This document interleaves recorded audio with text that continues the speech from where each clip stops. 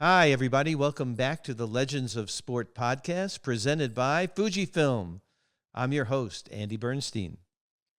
As we all are enjoying the opening of the new baseball season, it's only appropriate that we'd have a legendary player on this week's episode.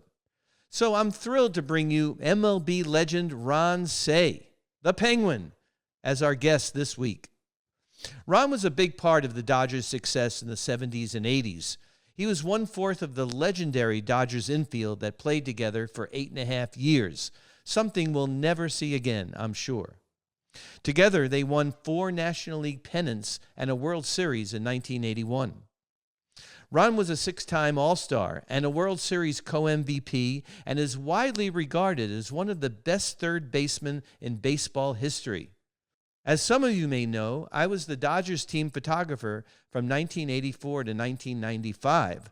I missed Ron by a couple of years, but we have so much shared history of what it meant to work for the Dodgers organization and to be a Dodger. Please check out Ron's book, Ron Cey, Penguin Power. I really enjoyed learning where he came from and all the great stories of his time as a big leaguer and beyond. So, folks, enjoy this conversation with the great Ron Cey, and as always, I'll see you on the backside. Well, welcome to the great Ron Cey to the Legends of Sport podcast presented by Fujifilm. Ron, it's so great to see you. You know, our paths crossed many times. I don't think we ever actually said hi to each other, but you were a longtime Dodger. I was a longtime team photographer way before our pal John Suhu. Actually, John worked for me. I don't know if you knew that. But I got to thank Steve Brenner for connecting us, and of course, Mark Langell and all our mutual friends. So great to meet you and be able to chop it up a little bit today, my friend. Thanks for coming. Thank you. Sure, you bet. Yeah. So, Ron, I read your book, Esto, this one. Great book. Great book. There's so much to unpack here. What we like to do on the Legends of Sport podcast right off the bat is find out where people came from. Like, what made you legendary? What made you you? Okay. And your book exudes confidence more than anything else. I mean, the second sentence of your book, right, was I decided when I was a little kid, I would be a Major League Baseball player. Okay.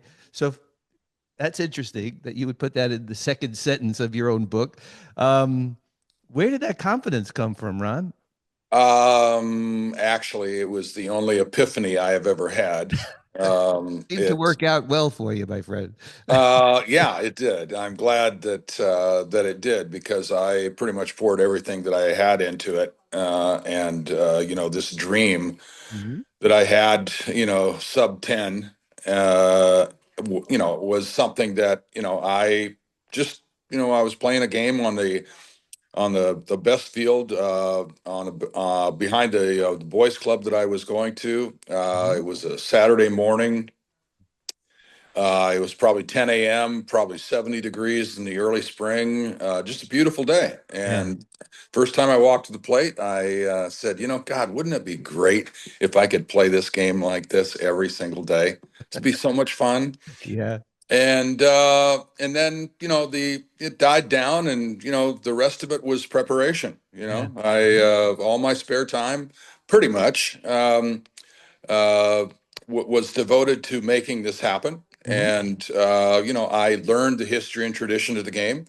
My favorite player at a very early age was Willie Mays, and that came to fruition when I got to play against my childhood idol and become friends with him. So that was a special treat to all of that as well. But it was something that I stuck with. I wanted to do this. There wasn't any other choice. That's amazing. I remember a lady in New York after I was established after about 3 or 4 years in New York, and a magazine was doing a feature on me, and the lady said, "What would you have done if you hadn't played baseball?" And I said, "I would have played baseball." She says, "Oh, I'm so sorry.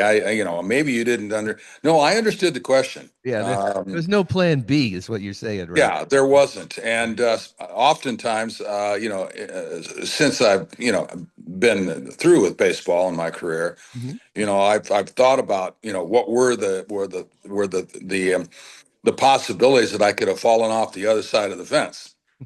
And it didn't occur to me while I was playing. This was Yeah. it. And, fortunately enough for me, it worked out, but I did put a lot of time and effort into this, making it happen. Oh, for sure. Well, I guess, I read in your book you were a four-sport athlete or a multi-sport athlete, but you lettered in like nine things or something. It was mind-blowing to me. So baseball and basketball, what were the other two sports that you're Actually, I played football, basketball, and baseball. I played those round the clock, right? when I was an early kid, Mhm. and I played it up through high school. Yeah. And I went to college at WSU, Washington State University. I had choices. I had a baseball scholarship, Yeah. and I also had an opportunity to start my career professionally, but there was a monkey wrench in there, and it was called the Vietnam War. Mm-hmm. And there was no choice after that. It was I had to go to school for protection, Hmm. and the draft laws are different today as far as Major League Baseball is concerned. But I could sign after my sophomore year back then, Hmm. which I did. Yeah. And I was drafted by the Mets out of high school, and I was drafted by the Dodgers in 1968. And so that's when I got started. But I needed also some time to be away from home Yeah. to adjust to doing things on my own Yeah. rather than having your parents do everything for you. Hmm. And I thought that, there were a combination of issues that I needed to deal with, but yeah, the Vietnam War made it very easy for me to make a decision to go to school. Yeah, I got you. So let me understand something. You could have been a Met because I was a Met fan growing up. I was grew up. Yeah, well, and yeah, in theory, yes, I was drafted by the Mets. Yeah, because the But '69 Mets were like the greatest thing to ever happen in my neighborhood in Brooklyn. Of course, Well, of Um, course, I know the story. Yeah. Like I said, we didn't have the luxury of computers and cell phones. Right. We actually had to go to the library Yeah. and pull things out. And Uh-huh. today I think that if I was going to school in this era, I would probably, be a pretty good student. Hmm. I mean, you got all these things at your fingertips, and you don't have to go to the library to see if this book is available, so you can Yeah. do your work. But yeah, much different time and era. Mhm. Yeah. Yeah. It worked out the way that it did, but it's I don't have a blueprint for how to get this done. Yeah. Well, you get drafted by the Dodgers. You end up playing in the minors for the great Tommy Lasorda, who you and I have a lot of history with Tommy. You have a lot more than I do, but um, what was what was that like playing for Tommy? You write in your book very eloquently about how supportive he was. That he told you were his starting third baseman, not to worry about anything, right? And then Yes. yeah, but he was such a special guy in every way, shape, or form as a leader, right? Well, he was he had a plan. His biggest asset, I think, above and beyond anything else, was that he could identify talent, Hmm. and Hmm. he did. And Yeah. he basically had under his wings the nucleus of the team, which is the infield, for eight and a Hmm. half years. Hmm. He had a bunch of other guys that were right there. Those were his guys, and he fought for you. Hmm. We did things together. We were kind of a family, a close knit family, Hmm. and we all got along together pretty good. Yeah. Yeah. And so it was when we graduated to the major leagues. So did Tommy, and he Hmm. became our third base coach for 4 years. Yeah. And then Walt stepped down, and Tommy was the logical choice Yeah. to manage the Dodgers. And so I got to play for the Dodgers for two Hall of Fame managers. Not such a bad gig. Yeah, incredible. You write a lot about Tommy in the book. One thing that did surprise me about Tommy that you did say that he actually did pay for a meal at one point because I had a lot of meals with Tommy. Never saw him go in the pocket. Never saw the credit I card come I out. must have had a lapse in memory. If you saw his wallet come out of his pocket, it's I, you I know had I had to actually highlight that in the book because it really yeah, struck yeah. me. Well, yeah, I Yeah. think the reference was made to when we were in Arizona playing in what is now the Arizona Fall League. Right. and it was called the Instructional League back then. Yeah. And that's where they took their top prospects and took them over there for extra work in the wintertime, fall and wintertime. Yeah. And Bill Buckner and I were over there, and Tommy was always with us and working with us, and he would take us out frequently to Sir George's, which is a family style restaurant, and it cost about $3.50 to have a smorgasbord. I think that was my reference. Anything above $3.50, the wallet wasn't coming out of his pocket. Unbelievable. Did you ever? You're right. You're right. That's why I had to underline it. Um, did you ever play hoops with Tommy at Dodgertown? Yeah, yeah, he necktied me Oh my all the God. time. Yeah, Yeah, driving down the lane, he thought he could check me. right. That's because I had the ball. Um, but every time I drive past him, he just Yeah. put his arm out Yeah. and necktie me. Right. But yeah, he liked to participate Oh yeah. with us. We had a ritual in spring training where we would go to the bowling alley on Sundays after our broadcasted game went back to Los Angeles. We always knew we were going to be in Vero Beach on Sundays because that's when they would have the game broadcast back to LA, and Right. the lineup would be on the field for at least 5 innings. And so, yeah, that was something that was a ritual. But we had a small bowling alley in Vero Beach that we went to, had about 4 lanes, and the stories are hilarious. Epic. And Yeah. we had a great time. We did. Yeah. My first experience working for the Dodgers, Steve Brenner called me on a Tuesday during spring training and asked me, well, he actually told me that he wants me to be his team photographer. And Mm. I needed to be there the next day, right? Next day. Hmm. So I get on an early flight the next day. I don't know anybody. End up at Melbourne Airport. Some mafia looking guy picks me up in a caddy. I mean, you know the drill, right? You drive it through nowhere, end Yeah. up at Dodgertown, which I had never been to. It was probably after midnight, and then I got to go to work the next day. And who do I meet? For the very first moment I walked into the dining room, Herb Scharfman, right? Herbie Sharfman. You remember Wow. Herbie, right? Of course we do. He Eh, took more grief from us than anybody else you could possibly imagine who was a photographer. Yeah, one of the great photographers, but one of the great mentors in my life because it was like sink or swim at that point, you know. And he looked at me, goes, "You that new guy from LA?" And I'm like, "Yeah." He goes, "I'm gonna break in." And I said, "Okay." Yeah, It yeah, you, was yeah, fun. yeah, Yeah. Herbie, yeah, we went out of our way to make him miserable. Yeah. But you know what? He was a tough old guy, man. And you know, you talk so wonderfully about the O'Malley family and the family that the Dodgers are, but the fact that, you know, Herbie was retired, he and Mr. O'Malley invited Herbie and Henny to spring training to all expenses paid whenever they wanted to come. And he would sit there every game on his little chair, remember, but behind home plate and still shoot pictures. And he was still pretty damn good at his age, even though he was retired. Yeah, boy, look at what the technology has done Yeah. to your industry these days. I mean, Oh, John Su, who has an crazy. unbelievable library, I would imagine. Yeah. Uh, Yeah. with all the ways that they can store the pictures, and Sure. he's got a small army of people working for him there, so Yeah. he's pretty much got it covered. Back then, Ron, it was just me and John. John was my tech, and I would shoot a couple of rolls of black and white film. He would run it up to the press box. We had this little, tiny little dark room there, process the film, make prints right there, and then bring them out to the press box by the third or fourth inning to give out to the media members. This is how the Dodgers operated. And they were the only team to do that, the only team to bring a team photographer to all of spring training. It was, you know, revolutionary what they did. And that kind of leads me into what it meant to really play for the Dodgers, be part of the Dodger family, because it was and continues to be a special organization, right? It is unique. Mm-hmm.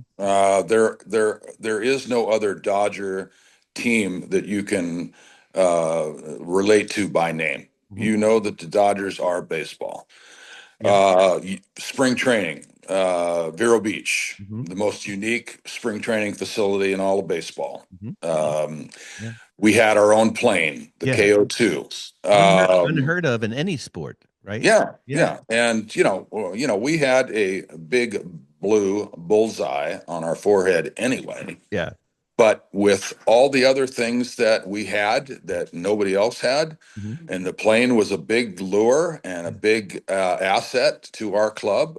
Yeah, that blue bullseye grew Yeah. exponentially, Yeah. Yeah. and it was another reason why they wanted to play harder against us. They would rather beat us than anybody else, and Sure. we knew it. And it also was an advantage for us because we knew that there wasn't going to be a day off playing anybody. Mhm. We're going to get everybody's best shot, so Yeah. it helped us prepare better the same way. Yeah, for sure. I mean, you guys were together, the four infielders, 8.5 years. It'll never happen again. I mean, in history. No, it won't, and it's more because of the design Yeah. of baseball. It's not to say that four players couldn't do that, because I believe that it is possible. But Mhm. we had an exceptional run. Mhm. We by fact are the most successful infield in Major League history. Mhm. Period. Yep. Yep. So winning that World Series in '81 after losing twice to the Yankees before that, how sweet was that? I mean, you write about it in your book, but just hearing it from you, I would love to hear how it felt to finally, get off the schneid and beat those guys. It should have happened in '78. Yeah. If we would have had instant replay, that would Mhm. have, I think, quite possibly turned Mhm. out to be a different result. But it didn't, and we had to live with that, and that hurt. Yeah. Yeah. And when we had, another opportunity, we just seemed to feel like, regardless of the obstacles, we're going to plow through this. Hmm. And we got down. We were down 2-0 in the series, Hmm. and I don't remember walking into the clubhouse being down 0-2 Hmm. and having anything really change. Like, we've got our backs against the wall. Hmm. There wasn't that kind of an attitude. Yeah. Let's just go get this thing done. Let's put it Yeah. together and let's go get it done. Yeah. Yeah. We did, and we played four terrific games. Three of them were one-run games, and the Yankees were right there battling with us. Mhm. Kudos to the Yankees, and all due respect, they have the greatest history and tradition in all of baseball, and we could live another lifetime or two, and nobody would still catch them. They're Yeah. that far ahead. Yeah. But it was a thing of beauty. Mm. We beat them in Yankee Stadium. Yeah. The only thing that would have been better would have been to have been in front of our crowd. Mhm. But Yankee Stadium's the Taj Mahal of baseball, Oh, for sure. based on their history and tradition. And it was an incredible finish for us. It also was the last game that the fabled infield would play together. Mm. Davey Lopes would move on, and Mhm. Steve Sachs would take over at second base, and the rest of us would play one more year together, and then we dispersed. Yeah. So Yeah. that's how it ended. Yeah. It's very reminiscent. I spent my whole career with the Lakers, 43 years as their team photographer. And um, in '85, when they finally beat the Celtics in Boston Garden, very similar kind of story. I mean, a Laker team had never beaten the Celtics in the finals. No one had ever beaten the Celtics for the finals in Boston Garden. So a very similar kind of feeling of vindication in a way. And then Yeah. of course Kobe, when they lost in 2008, he said he's going to play another 30 years until he can play the Celtics again in the finals because it was sticking in his craw for so long. Yeah, yeah. Yeah. Well, that's part of why I love to hear the stories.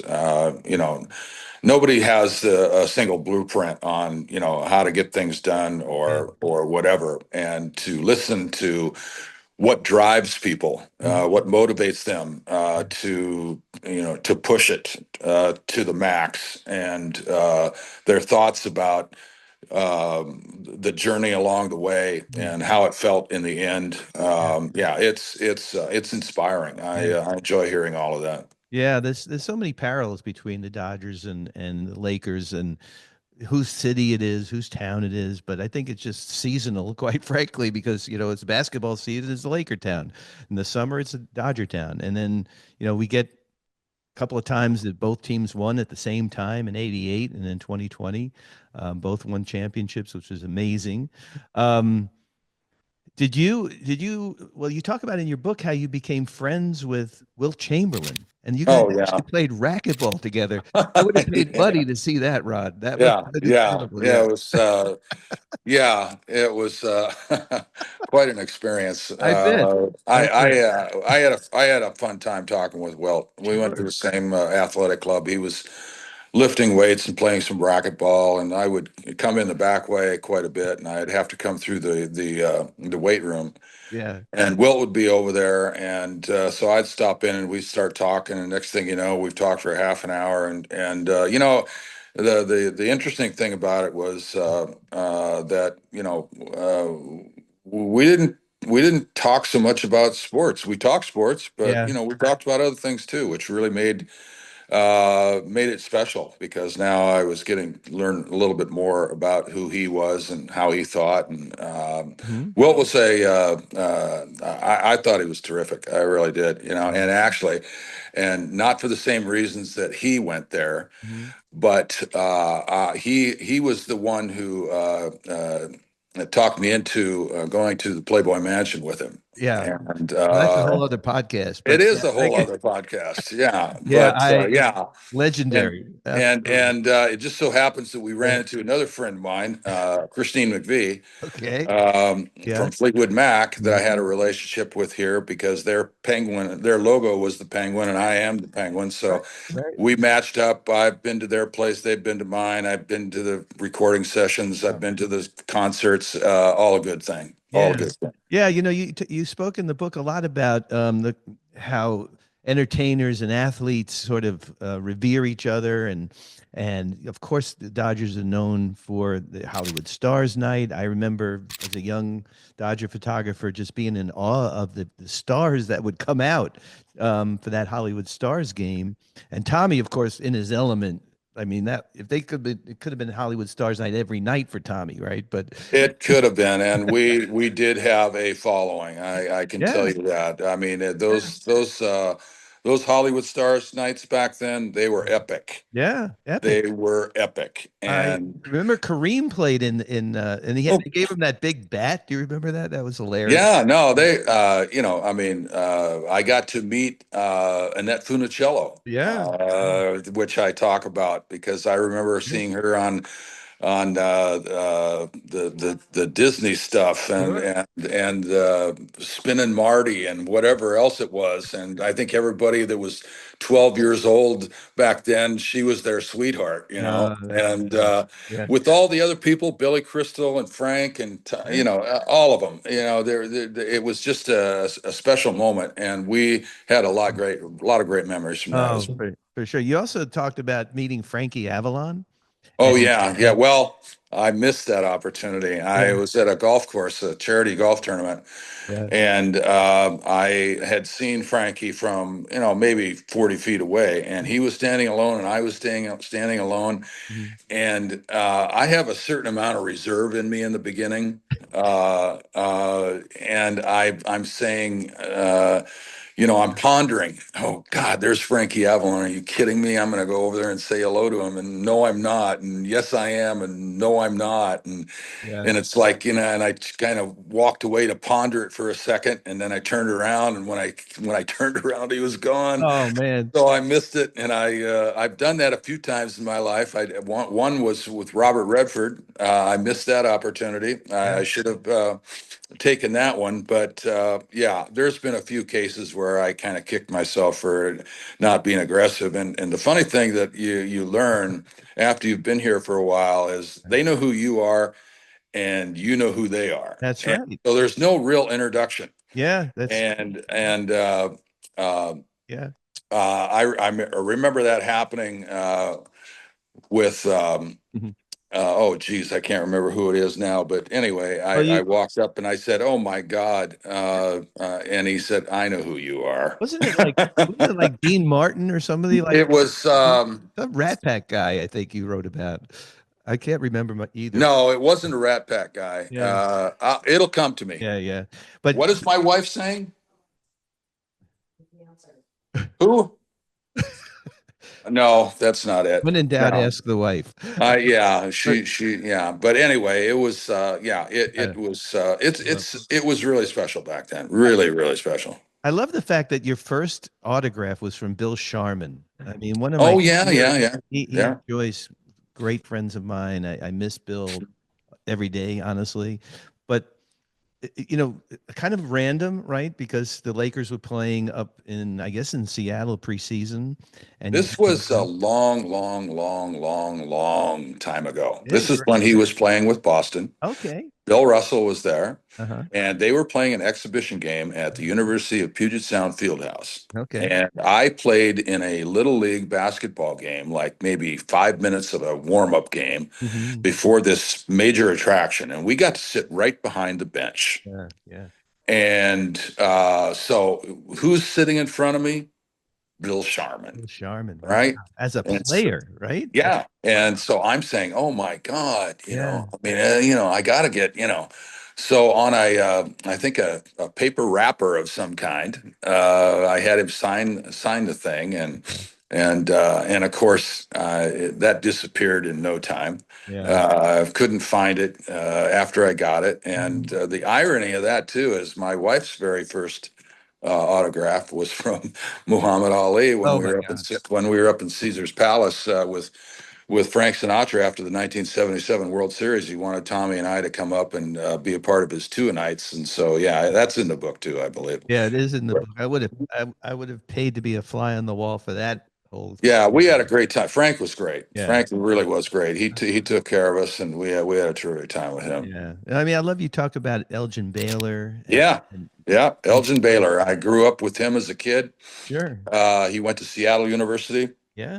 Yeah. He had transferred in there. Hmm. And back then, we had local television that would broadcast, most of their games. Hmm. And I saw him score 60 points one night, and Amazing. he took they were called the Chieftains back then, Seattle University Chieftains, and he took them to the national championship game against Kentucky, and they lost. But Elgin had a great game and a great career, Yeah. and I got a chance to meet him as well. He was one of those guys that wasn't my number one idol, but he was pretty close. Yeah, no, I hear you. I never saw him play. I wish I did.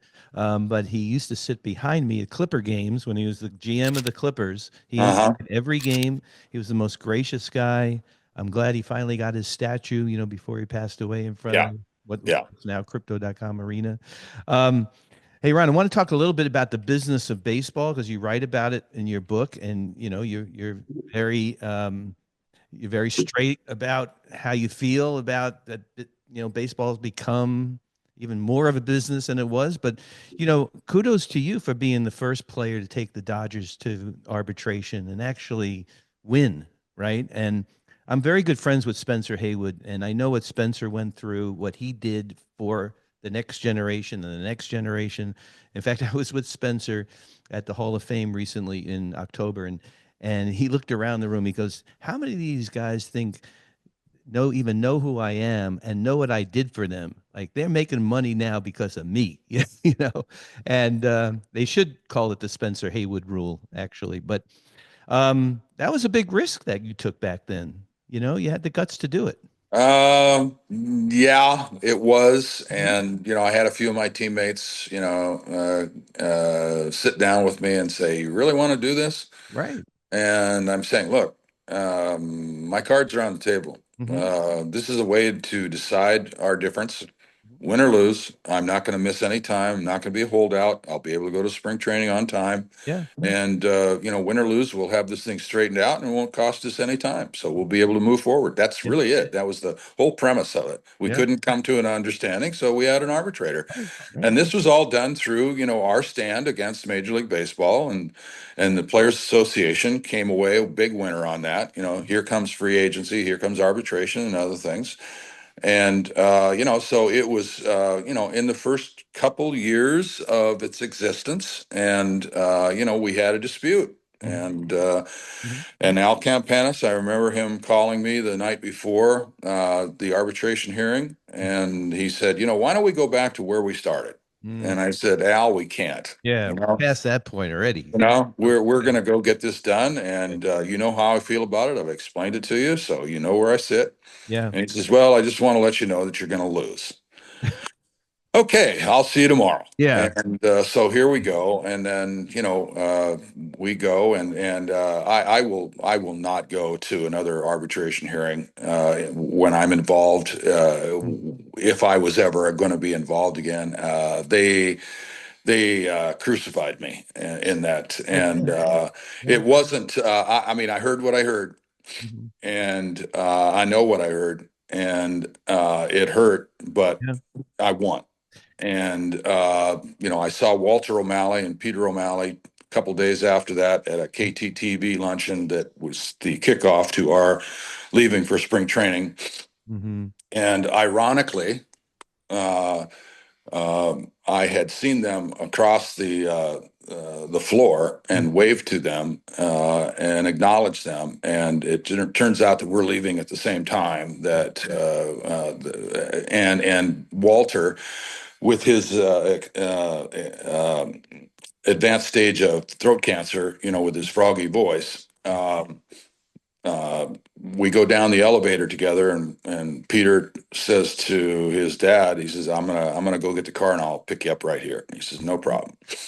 So he puts his arm around me, and he says, Owen, I want you to know that I'm really, really proud of you. You stood by your guns, you did what you felt was right, and I'm Mhm. proud of you. Wow. Just That's don't ever do it again. don't do it again. Don't ever do it again. And so I started laughing, and I took it both ways. I think he meant it both ways, and we never had a stronger relationship after that happened.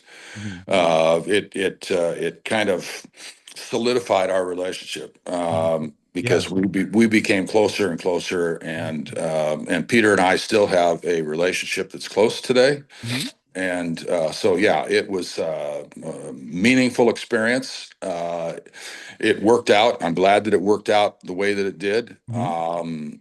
But I've always stuck up for myself. That's Yeah. maybe not an asset in some people's eyes, Well. but I'm not afraid to stand up for myself when I feel I'm right and Mhm. tell you what I feel about things. And Mhm. my candor sometimes, I believe, to those others gets me in trouble. And so look, I can't change that. My life has always been about. I'm a counterpuncher. Yeah. Yeah. I'm not out here to do anything that's going to agitate you. But if you start poking me, Mhm. expect to get poked back. You can't poke the penguin. It's just not happening. It goes back to that second line in your book, the confidence that you had. It's just it's very impressive to me. Couple other things, Ron, before I let you go. When you hear the word today, load management, okay? I mean, we hear it a lot in the NBA. I don't know if we hear it that much in baseball. What goes through your mind when you hear about it with the astronomical salaries these guys are getting? I mean, do you have an opinion on it? Yeah, I do. They are managing everything, Mhm. the workload, Yeah. and you see it in more cases with the pitching staff. Hmm. Now we don't have. I don't even know if we have a pitch count, to be honest with you. I think that it's there, Yeah. but you're going to pitch 5 innings, or you're going to, nobody goes to the seventh inning, Is there really, Ron, hardly ever. is there such a thing, really, honestly, as a complete game? I mean, I don't honestly remember a complete game like ever. Well, Sandy Koufax had 27 of them one year. Yeah, that's what I'm Yeah, saying. But 27. but today, 27. Can you imagine it? No, no. Well, it was a different era. Everything is different today. There isn't anything that's the same. Even the bases are larger, mhm. right? Yeah, It's right, 90 feet between the bases. There's right, four bases. There's a right, home plate. There's a pitching mound. It's still 60 feet 6 inches, right, right? right. But that's been 9 innings, 27 outs. Yeah, yeah, yeah, yeah. Other than that, I don't know this game so well that they play. I mean, It's it's not insane. strategic at all. Yeah, It's a strikeout home run game. yeah, it's And crazy. Yeah, I and talked. whoever hits the most home runs is going to win the game. Yeah, yeah, it's just insane to me. I mean, I talked to Pat Riley about back when he coached, it was 12 plus 2 plus 1, 12 players, two coaches, coach and assistant coach, and a trainer. Nobody else. I mean, it was like no, you look at an NBA bench now, there's 40 guys sitting back there. Same thing with baseball. You call it progress? I don't know. I'm old school. Maybe you're old school, but I liked it better the old days, quite frankly, when a guy would go into the eighth inning and then is the manager going to keep him in, let him get that complete game? They weren't shuttling guys in. You played the same position with the same guys for 8.5 years. You're never going to see that again. No, that part of it's So not going to happen, but I the know. rest of the game is going to change. And Yeah. when you took the ball, when the ball went in the hand of Drysdale and Koufax, as an example, Yeah. it was their game Yeah. until otherwise, and Yeah. there wasn't going to be a stress factor added in there because Sandy had thrown, Mhm. 80 pitches through 6.5 innings or something. I Right. mean, strikeout pitchers throw a lot of pitches. Yeah. That's the bottom line. Yeah. What about Nolan Ryan? I Yeah. mean, his arm didn't fall off. He pitched 24 years, threw harder than anybody else. Right. And he's got a record that stands in baseball that I don't think anybody's even going to come close to. And Randy Johnson, I think, is the Oh, second closest, yeah. and he's like 1,000 strikeouts behind him.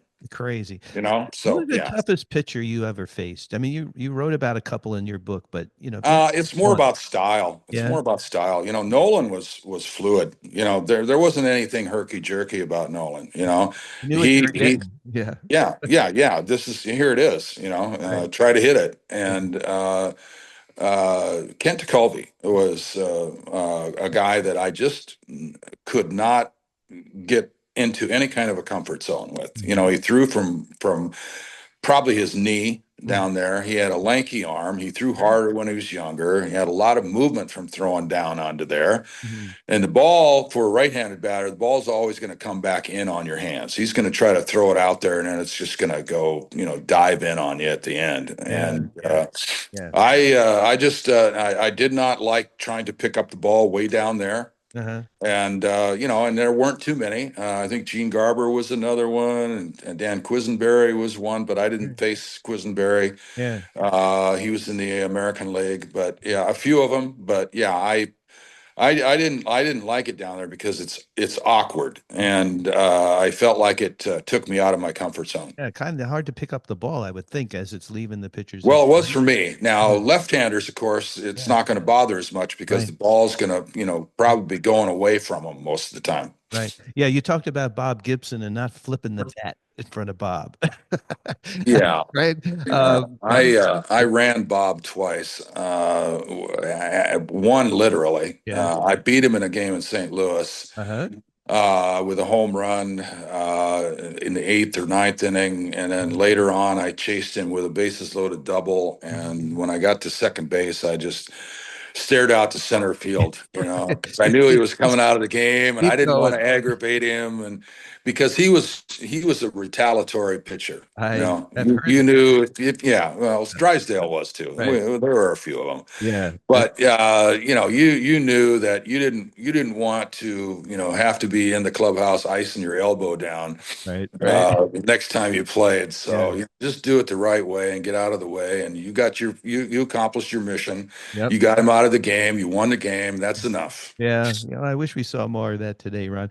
Hey, Ron, I just got to tell you as we end this interview, how great it is to connect with you. I mean, I've been a big fan of yours for years and years.